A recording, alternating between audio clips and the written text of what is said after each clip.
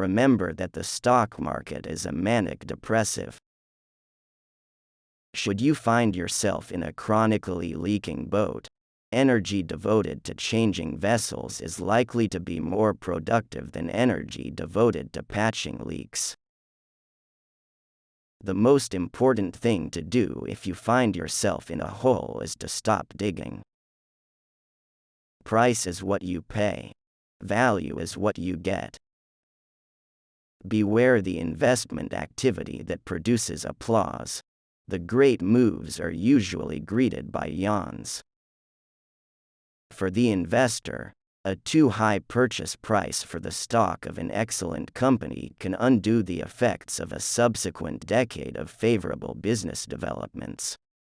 Risk comes from not knowing what you are doing. If returns are going to be 7 or 8% and you're paying 1% for fees, that makes an enormous difference in how much money you're going to have in retirement. The key to investing is not assessing how much an industry is going to affect society, or how much it will grow, but rather determining the competitive advantage of any given company and, above all, the durability of that advantage. It's far better to buy a wonderful company at a fair price than a fair company at a wonderful price.